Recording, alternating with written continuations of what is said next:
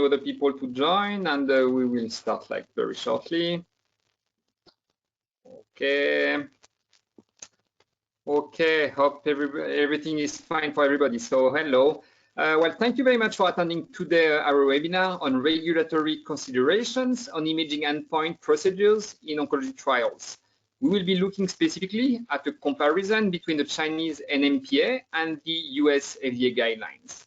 I am Nico Deino, Chief Operating Officer at Mmden Technologies. We are pleased today to cover this topic as part of our webinar series. And together with me, we have today two very knowledgeable fellows from Mmden Technologies, and they will help us to understand those regulatory guidelines. So we have with us Dr. Yen Liu. Dr. Liu is Chief Medical Officer at Mmden Technologies and has been with us for the last 2 years. Dr. Liu is radiologist by training. Prior to Mmden Technologies, Dr. Liu has worked in a hospital in Shanghai and at EORTC in Europe. Dr. Liu has worked with the NMPA in China to define the next coming guidelines. We also have with us today Faisel Jobrani. Faisel has been head of quality assurance for 1 year at Mmden Technologies, managing our quality team worldwide. Prior to Mmden Technologies, Faisel has worked in several pharmaceutical companies, including the big Merck Serono company in Europe. He has participated to many audits and inspections. So both of them are experts in the industry and will help us understand the regulatory consideration in the US and China when this is related to imaging in clinical trials. So next slide, please. We will look at the background. Okay. Is it coming?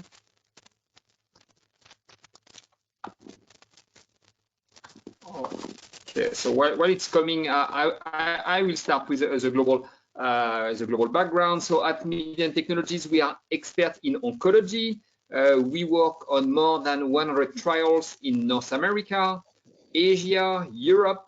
We have participated to inspection with the FDA, the NMPA, the Japanese and European regulatory agencies. More recently, we have been asked by the NMPA, which is the Chinese equivalent of the FDA, to review their guidelines. So we believe for today, it makes a lot of sense to talk about how the new regulation affect the endpoint selection of cancer drug approval, what are the key differences between the NMPA and FDA guidelines, and also how to select an imaging CRO to improve your chances of success globally, but also with a regulatory agency. And regarding the story you presented us about the NPA, for the FDA, for the guideline, the story started almost 25 years ago. So in 1997, imaging modalities were allowed to be used in clinical trials as a tool for development of drug and medical devices. Data gathered through imaging modalities could be then included in the research paperwork generated for regulatory submission. So in 2004, the FDA extended the usage to modern technological and scientific tools.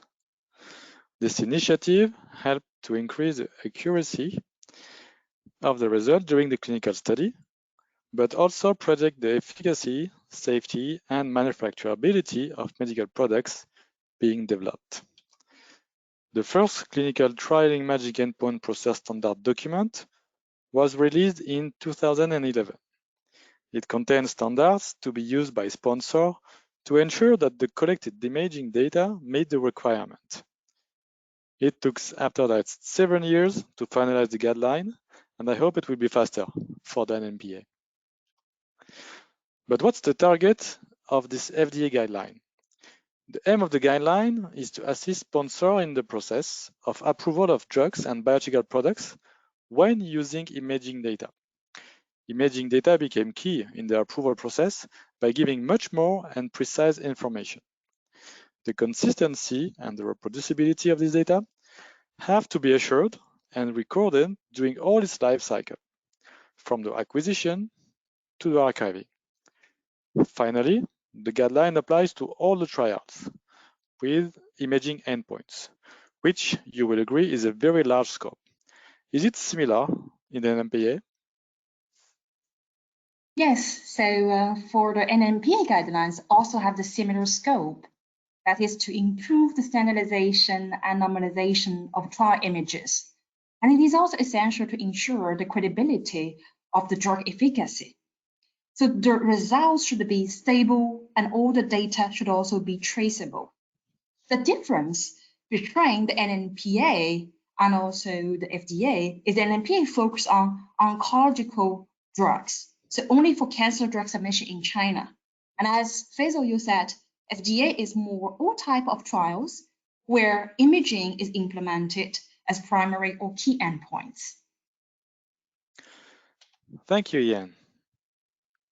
Now we know why this guideline. Then you probably wonder at the FDA precise in which case the centralized image interpretation is required. Unfortunately, no. In fact, the scope makes the possibility too various. But the FDA provides some key points to take into account to evaluate the need, depending on the impact of the image can have in the clinical trial. I hope that's much precise in the NMPA. Yes, it's more detailed indeed, as Faisel you said.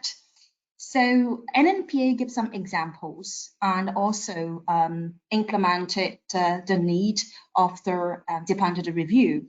So for example, for accelerated approval based on single-arm studies, the BICR's evaluation is required, so mandatory. But for open label studies, and also there was potential bias might exist, BICR is also required or recommended.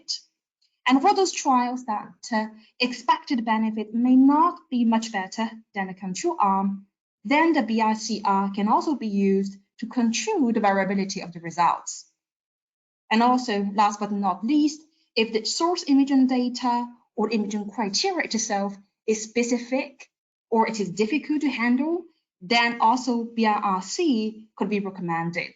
So you can see here, the NMPA provides some examples when the BICR is required or recommended. Thank you, Ian. So we identified the image interpretation needs, but an image is never alone.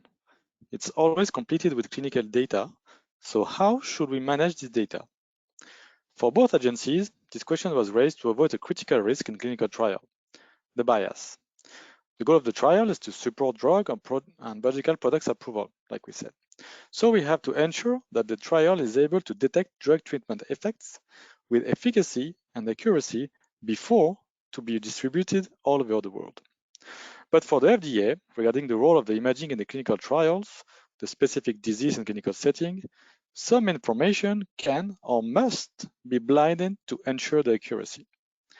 One of the basics is the subject treatment assignment, because knowing the assignment will be presumed to create bias. So what's the point of view of the NMPA, Jan? The NMPA actually at a very similar position. So BICR is used to avoid preference bias in open label studies, for example. So readers should be blinded to treatment assignment or the local assessment. Therefore, it is essential to detail what clinical information will be provided to readers. So this should be specified in the charter. And also, NMPA does mention about AE, so adverse events. And it also says that to avoid bias of readers, such information should avoid to be uploaded for the readers.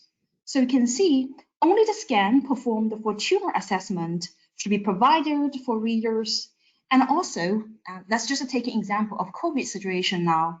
If the scan was just performed to rule in or rule out the infective disease, then it should avoid to be uploaded to not confuse our readers. I hope that this is helpful. Yes, it is. So we have to determine now the best frequency for an imaging evaluation. This point is important because in the reduction of the bias and can also affect the trial results. It has to be defined clearly in the design features at the beginning of the project. The classic risk of the frequency is asymmetric imaging evaluation time points. And the most valuable is to define sufficient frequency to be the closest of the expected clinical event. Jan, can you explain us how it is reflected in a clinical trial, please? Yeah, with pleasure. So why imaging schedule is so important? So you can see here an example. We know that the patient's survival, so the date of death, is exactly no. So it will be a date. If there was no death, then we know it is patient is still alive. But however, the time to progression, that could be impacted by the schedule of the visit. So you can see here, the patient was randomized and then had the visit 1, visit 2, visit 3, but only can be detected the progression at visit 3, although the progression has already occurred between the visit 3 and visit 2 and visit 3. So you can see the schedule is important because this is the time that events will be captured. So next example will also show you if we do not have a symmetric design, what will be the impact. You can see here, our assumption is the drug A and drug B has exactly the same drug effect. But the true PFS for both drugs is 18 weeks. You can see here, each time the curve will drop at each visit because you will find events there. However, as I just said, that B is the same effect as drug A, but however, you can see here, the curve shows B is better than A just because the visits are systematically delayed by 1 week. And you can see here, there was a separate curve of these two drugs. So this example showed us the importance to have systematic imaging schedules across both arms. Otherwise, it will also introduce bias. So this is also something that the NMPA also mentioned. So we can see here that NMPA, they also provide more specific recommendations on imaging frequency. For example, based on the interval multiple of the treatment cycles, and also with the consideration of feasibility and also safety, because the radiological images will also introduce radiation. And from Mmden side, we will recommend that using the weekly based schedule rather than cycle-based schedule, because sometimes patient may stop cycle treatment due to toxicity, and the imaging schedule might also be shifted. So therefore, to keep the exact symmetric imaging evaluation, that's important. And it's also better to take the frequency, such as every 6 weeks or 8 weeks, for example, for late-stage disease. Thank you, Jan. So once the frequency is defined, how soon after acquisition should image be interpreted? Regarding the FDA, for a site, it takes several hours from the acquisition to the interpretation of an image, which seems obvious. For BICR, it's of course much more longer. The image has to be sent to for the central review, then QC'd and evaluated, and then QC'd again. It has to follow a complete imaging review process. Then the turnaround time has to be defined in the trial design. It can be prompt interpretation if data are needed for interim analysis, or batches at specified intervals. There is no specificities. But what's the point of view of the NMPA, Jan? Yeah, the NMPA also detailed when the IRC should be performed in a timely manner. So there are some examples. So for example, if the IRC is used for the patient eligibility confirmation, then it should be also quickly because that will impact the patient enrollment. Or at the time of interim analysis, or for the evaluation of imaging quality control, or when the protocol design consider treatment decision is also based on the IRC.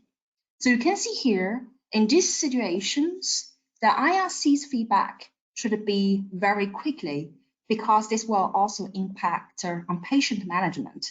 So these operational challenges should be considered to not delay patient treatment or schedule. Then trial-specific standards can be described in the body of a clinical protocol or a separate imaging charter. This is a key and strategical document in which all the information are fixed. For the FDA, there is no specific format or content recommended for a charter, but it has to include the 3 phases of the imaging process. Before imaging, we have to define all the aspects of the trial, and the organization to manage the imaging data according to the role in the trial. It covers all the steps from the acquisition to the archiving of the data. It has to include the monitoring, and the modifications will be managed as we know that it can happen. And finally, how the data will be managed after the imaging process. As we said, the bias is the main risk, then a modification not anticipated in the charter will increase this risk, and at the end, the quality of the results. Does the NMPA provide recommendation for the imaging charter, Jan? Yes, because the charter is a very, very important document. Similarly as FDA, there is no fixed format, but the key component should be included.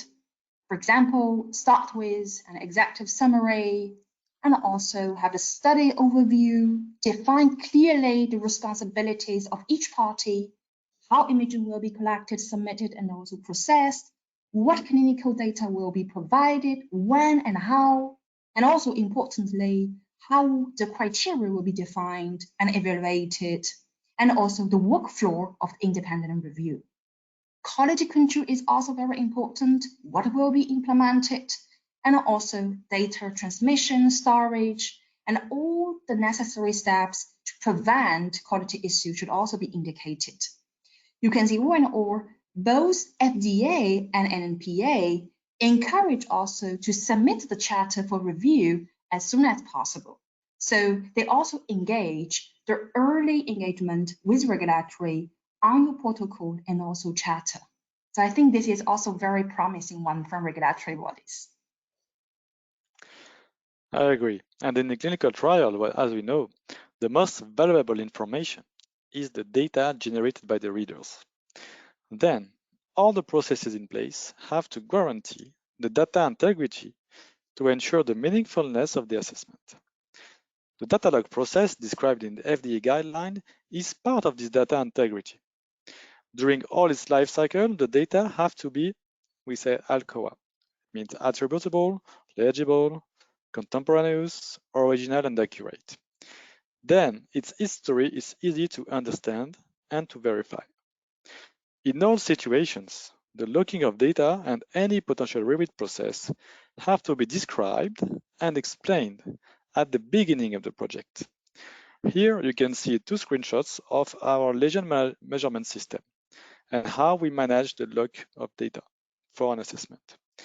Is it different for the NMPA, Jan? It is very, very similar. I think the data log, the data change is a very sensitive topic. So the NMPA also require that no further modification is allowed after the data is logged. That doesn't mean that you cannot change, but if you change, we need to keep all the trace and also indicate when it has been changed, where it has been changed, why you change it, and how you change it. So everything should be traceable and also document the reason. And I think the next topic I probably want to share with you is in which sense, as an example, that review can be used. So this is an example, and I also quite often ask by different sponsors, is global review required by regulatory? So what is global review? The global review is a process that allowed the readers to confirm or update all the tumor assessment that are already made during the time point assessment, and retrospectively will allow the readers to do the modification, to perform the reassessment. So from FDA's point of view, it is considered as a special procedure, and also require that we need to define very carefully how the global review will be handled if it is applicable. So what you can change, when you can do that, and how about the lock again and the traceability. You can see here, it is very sensitive topic. So this is definitely need to be very specifically defined in the charter if it is required or if it is applicable. However, from the NMPA's point of view, it was not mentioned. So to answer the question, it is not mandatory from regulatory point of view to implement global review. Hope it also clarifies the question of our attendees today. I hope to, absolutely. So let's take a look now on specific points, the eligibility and PD confirmation. For the FDA, and I think for everybody here, it will be very quick. The TAT for image interpretation on the eligibility and the PD confirmation have to be prompt regarding the potential impact on the patient safety and the clinical trial timeline. Can you confirm, Jan, that it's also the case for the NMPA? Yes. So I think that the TAT, indeed, because it should not impact the patient treatment or management. But as we all know that the investigator's assessment and IRC's assessment, they're in parallel. Normally, they should not have overlap. So you can see here the eligibility confirmation or PD confirmation at those specific time point that there may be some interactions. So therefore, we should also very carefully define the procedures, how it will be done. You can see here from an NMPA's point of view for eligibility confirmation, it takes an example of the measurability. So that means the IRC could confirm the eligibility of the measurability of the patient before the patient enroll. And this has a very high demand also on the time delivery. So we should also give it quick. Besides eligibility confirmation, I think PD confirmation is more sensitive because we don't want to influence the central review's results. So appropriate procedures is very important to be sure that no bias will be introduced. And we also see here that from an NMPA's point of view, they believe that the IRC does not have all the necessary informations, clinical informations. So only depend on IRC's judgment. It is also debatable to have this to decide the patient treatment. So you can also see that the patient management is still under the responsibility of investigator. So therefore, the NMPA guidelines mention that, so if the IRC will provide the PD confirmation, the study protocol should be very clear how this will be used. Will that impact unblindness, for example? And the procedure also should be very detailed in the IRC, and also how we can provide this timely information to the centers to make appropriate decision. But I think charter is very important for all these detailed procedures to be described. So we went through the process to acquire the most valuable data, the reader assessment. Now we have to demonstrate the strength of the interpretation. The FDA provides some recommendation to evaluate the reader performance, which is a key ongoing quality indicator of the read. To be relevant and to avoid any risk of bias, it has to be done at interval, defined time, and blinded.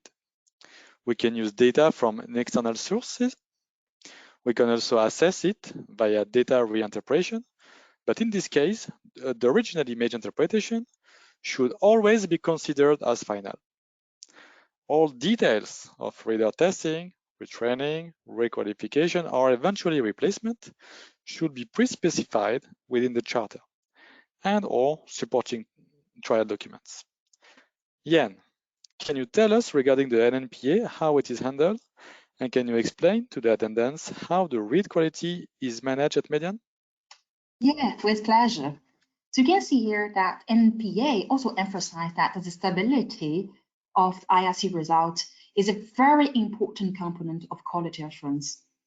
So it includes the stability of the reader performance over time and also the stability among the readers. And it should be conducted at the very beginning, during the trial conduct, and also at the end. It's also mentioned the concordance between the IRC and also the investigator. And also, since we just mentioned that IRC does not have all the necessary clinical information, so this kind of discrepancy may also occur. So this is also the reason that the guideline mentioned should not overemphasize the consistency between IRC and the investigator. And the next slide, I will introduce you how Mmden will handling the monitoring and also to be sure that the reader quality is good. So Mmden will perform the reader monitoring from the very beginning of the trial conduct until the end. So at the first step, what we do is to monitor the first 5 cases of each reader.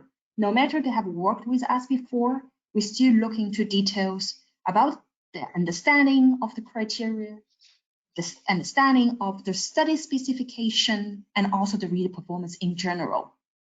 If we do find something, then retraining will be provided to those readers, and we will be monitoring the next 5 cases until that we are satisfied with their quality.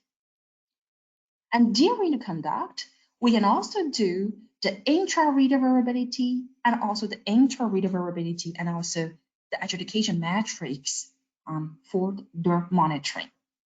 So the both intra and inter-reader variability test can use the case from the study or outside the study.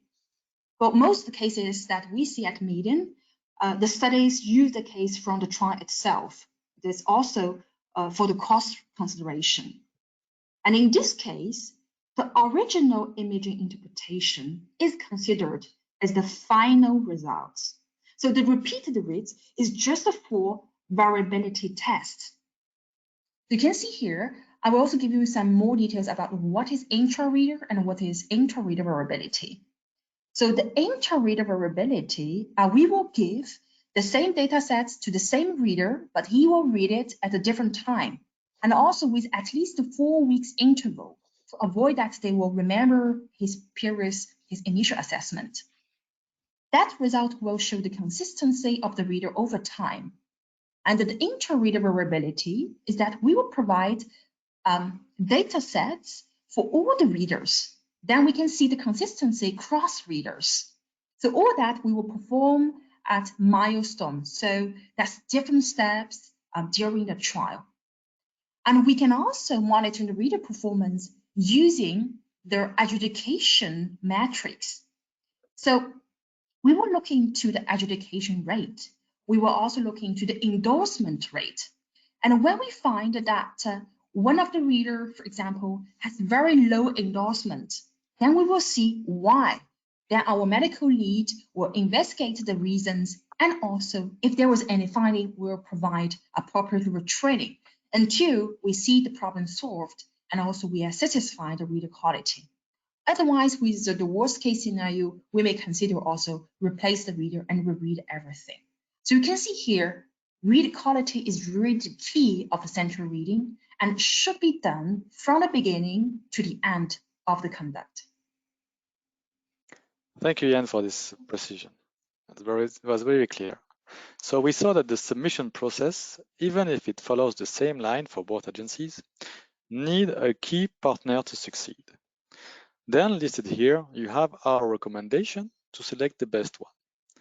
The imaging vendor has to provide a charter compliant with the applicable regulation to support the study, a quality management system to support a high level of quality of all the activities performed during the study, of course, quality control process to facilitate the acquisition and enforce the quality of the data, computerized system developed and validated according to the best practices, like our LMS, for example, strong reader qualification and monitoring process to enforce the meaningfulness and the accuracy of the assessment. And finally, offer IT technical solution and infrastructure to ensure the data security and integrity all the life cycle of the data. As we said, the data integrity is very important in all the process because it will be key in the drug approval. So all those actions, all this capacity of the vendor allows to reduce the bias in timelines, the variability to be more consistent, to improve the quality and security and integrity of the data, and of course the clinically meaningfulness. With all those keys, we can succeed in the submission. So here you have just, in the last slide, you can see quickly our experience in supporting inspections from both agencies. We can be inspected in our offices or be on standby for the sponsor. We can then respond directly to the inspectors. We can also provide evidences and record, even give access to our systems for control or verifications. And of course, participate or implement actions plan if findings are raised during the inspection. In the table below, you can see that in the past 3 years, we managed 3 inspections from both agencies in different ways on Mmden site and sponsor site, with a good conclusion. No ATS reform and no finding raised. Jan, can you give us the key points shared with this webinar, please? Yes, with a lot of pleasure. So based on our discussions with Faisel, we can see that the Chinese guideline by NMPA is more focused on oncological trials.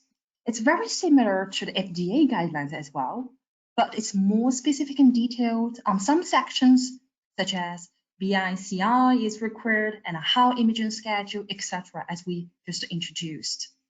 And both guidelines, they highlight the importance of imaging charter. So charter is a very critical document and all the details, procedures should be there. And they also encourage to submit a charter and together discuss it with the parallel study protocol. Reliability, stability, traceability are the key metrics to evaluate the quality of the BICR. And also, selecting a qualified imaging vendor at the very beginning, it is also the key for success. And Mmden is here to help you to reach this success. So thanks a lot for to attend this webinar. And now it's the question session. And we're also happy to take any questions that you have. I see already there was a list of questions here. So good.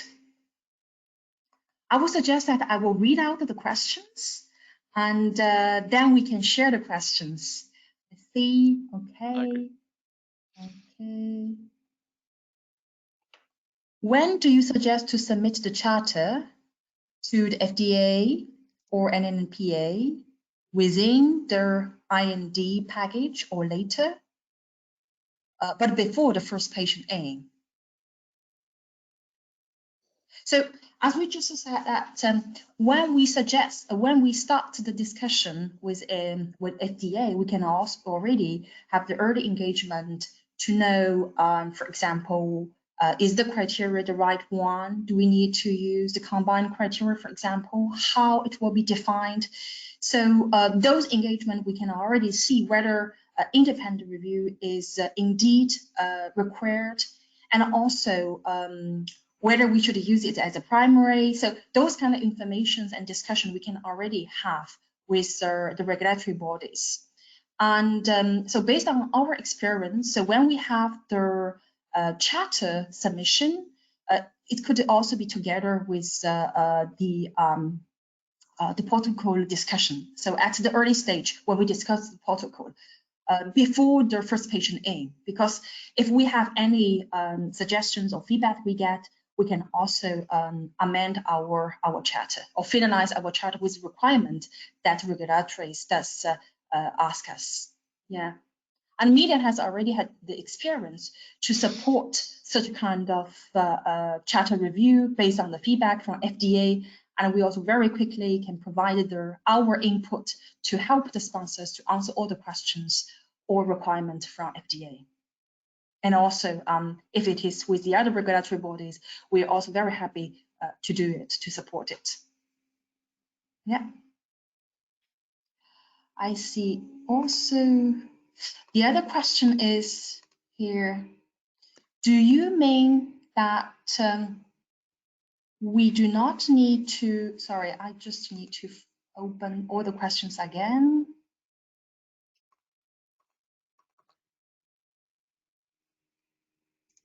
Okay. So I think that the question was, do you mean that we do not need to have unscheduled images? So maybe I can clarify this, because the unscheduled image, if it is for tumor progression assessment. For example, if there is suspicions of tumor progression, that indeed it should be submitted, because also this is a part of the on-protocol images that we will provide to our readers. So here, I think the point was if the image was not performed for the tumor assessment, for example, is for AE reasons, then should be avoid to be submitted to not bias or to not break the independency, because sometimes AE does relate to drug effect. So this is the mentioning of the NMPA guidelines. Yeah, I hope that clarified the question. If it's for tumor assessments, then indeed, and this should be very carefully and also defined in the charter. Yeah.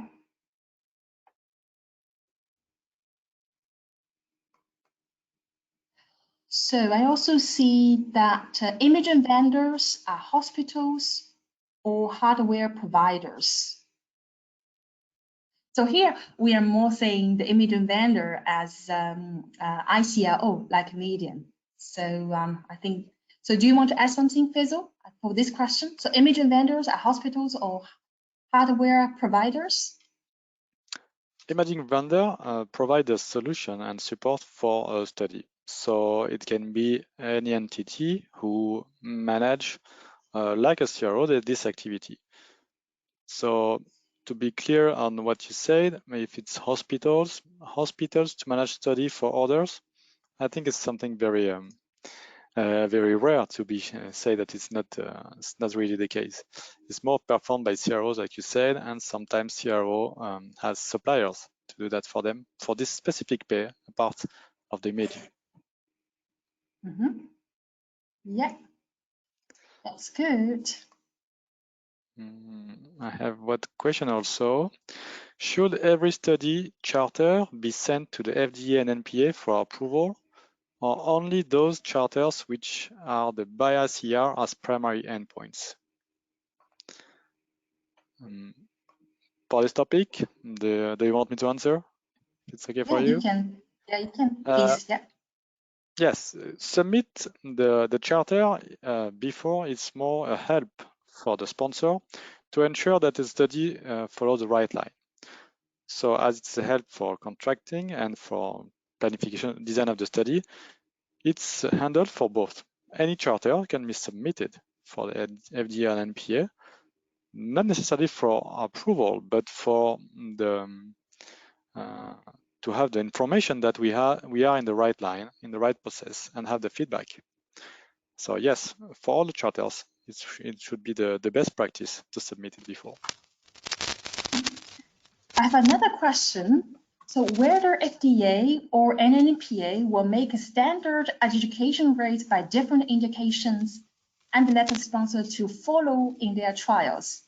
It's a very good question, but does not have a simple answer, I think. So the adjudication rate is impacted by the adjudication matrix, and is also defined by different variables. And when these variables are different, then the adjudication will be triggered. So the more variables we put, the higher adjudication we'll have. For example, if one study have decided to choose when the PD is different to adjudicate, or another study could decide the adjudication could occur when any discordance happened at any time point. So therefore, depending on the study design, and it is, for example, what is the most important endpoint, then we can define the adjudication variable together with the sponsor, and that we can also do an estimation on the adjudication rate. So please also bear in mind that based on port analysis, the average of adjudication rate of RECIST 1.1 is about 42%. So indeed, it could also vary across different tumor types, and this also needs to also take into consideration. In this regard, both FDA and NMPA, they consider those multiple factors and do not overemphasize the rate, but see the overall quality and whether those results, they are reliable. I think reliability is very important. Yeah. I see another question. So depends on a lot of our study experience. what is the minimum range of discrepancy could be accepted by FDA or NMPA? Is there any latest method by Mmden to reduce this discrepancy in studies? I think it's a very good question. So as we just discussed before, the discrepancy rate is an important factor when regulatory will see, and also to investigate the reason why. Is that because of quality? Can I believe your data? I think it's very important. But however, at the moment, there is no unified range for each disease indication. They will see the overall. And from Mmden's side, we can also take actions to reduce the discrepancy. I don't think that we can eliminate the discrepancy, but we can reduce. For example, by providing appropriate training to sites, to clarify the roles, to sharing the challenging cases with investigators, and also to reach consensus before we read. So this is something we can do, is improve via training. And the second thing I think we can do is to have very close monitoring.